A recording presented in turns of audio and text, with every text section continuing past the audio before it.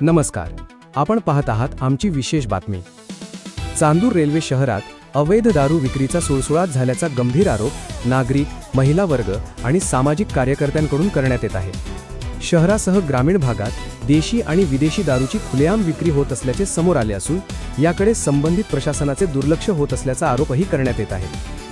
स्थानिकांच्या माहितीनुसार शहरातील काही पान टपऱ्यांमधून तसेच काही बंद घरांमधून कोणताही वैध परवाना नसताना देशी विदेशी दारूची विक्री सुरू आहे.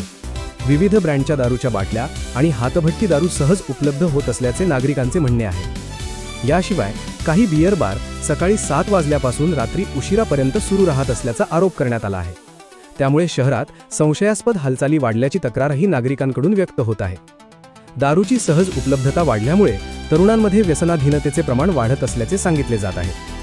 तसेच चोरी, भांडणे, मारामाऱ्या आणि कौटुंबिक वादांच्या घटनांमध्येही वाढ झाल्याचा दावा स्थानिक नागरिकांनी केला आहे. रात्रीच्या वेळी महिला, ज्येष्ठ नागरिक आणि सर्वसामान्य नागरिकांमध्ये भीतीचे वातावरण निर्माण झाले असून अवैध दारू विक्री विरोधात आवाज उठविणाऱ्यांना धमक्या दिल्या जात असल्याचाही आरोप काही नागरिकांनी केला आहे. काही विक्रेत्यांकडून दादागिरी केली जात असल्याने अनेक जण तक्रार करण्यास धजावत नसल्याचेही सांगितले जात आहे.